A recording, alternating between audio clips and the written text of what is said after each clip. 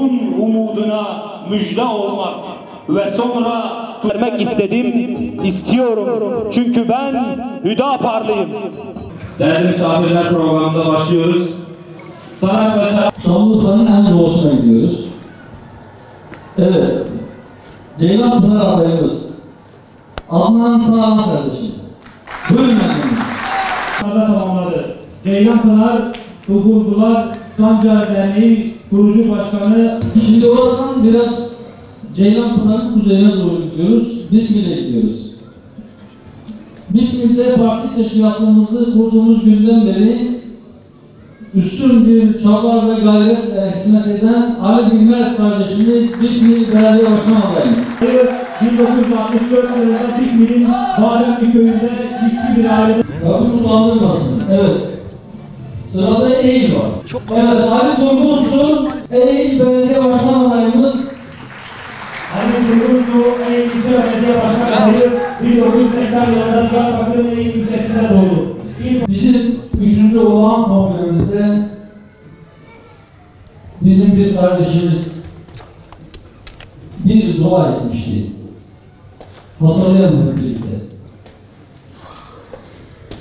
Allah'ım bize öyle bir duruş ver ki bizim hiçbir düşmanımız kendisine zulm vereceğimiz korkusuna kapılmasın.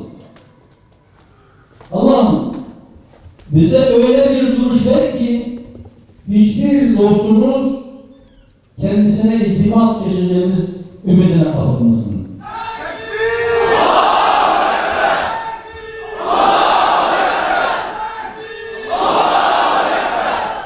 Rabbim rahmetiyle muamelede bulunsun. Onu sıddıklarla, enbiyayla, şühedayla birlikte haşreylesin. Cennetinde bizleri bir araya getirsin.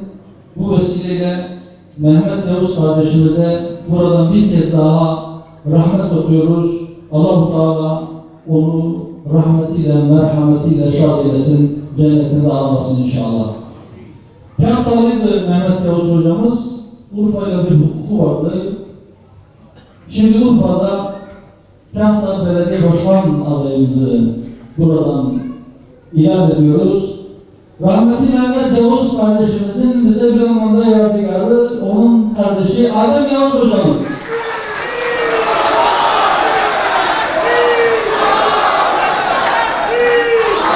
Adem Yavuz, Kahta İlçe Belediye Başkan adayı 1980 yılında Adıyaman'ın doğdu. 1999 yılında İmam Hatip Lisesi. Evet, şimdi rahmetli Mehmet Yavuz hocamızın memleketinden benim memleketime geçiyoruz. Siirt İl Belediye Başkan adayımız Abdurrahman Özcan kardeşimiz.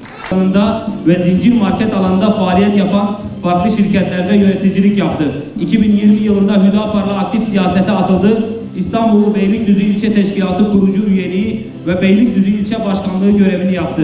Diyarbakır Büyükşehir Belediye Başkan adayımız Diyarbakırlı ama Mersin Milletvekili Faruk Dinç kardeşim.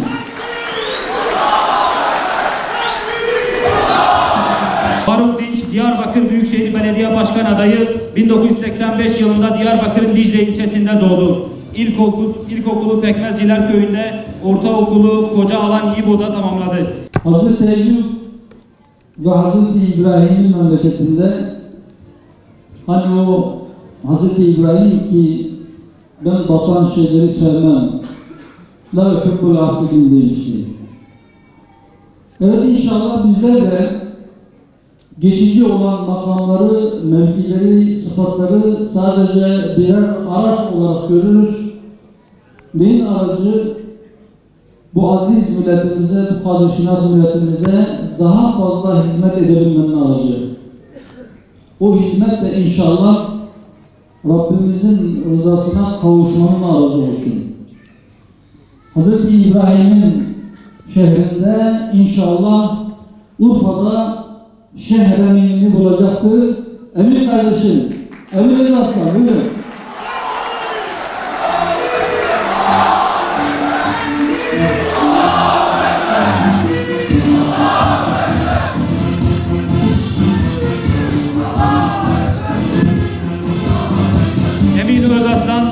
Şanlıurfa Büyükşehir Belediye Başkan adayı, 1979 yılında Şanlıurfa Suruç ilçesinde doğdu. İşletme mezunu olup uzun yıl...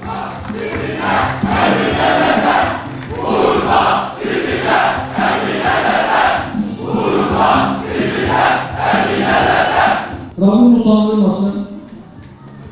Eğer milletimiz teveccüh gösterir, Rabbim nasip eder de bu kardeşlerimiz aday oldukları o hizmet makamlarına gelebilirlerse, ben buradan sizler adına, hepiniz adına, bütün milletimiz adına bu kardeşlerimden şu sözü istiyorum ve inşallah alıyorum. Bu makamlara oturan hiçbir hür aday Allah'ın izniyle o makamı kendi şahsi, ailevi, aşiret ya da grup menfaati için kullanmayı aklından bile geçirmeyecek.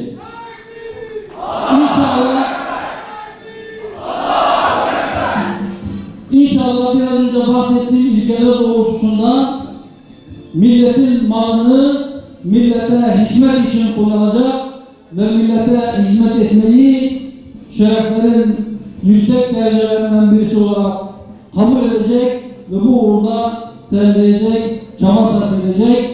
Orada sadece kendi şahsını değil, bütün bir camiayı, bütün bir partiyi temsil etme bilinciyle o ülkeler doğrultusunda inşallah adil bir yönetim ortaya koyacak ve inşallah memleket hep birlikte kazançlı çıkacak.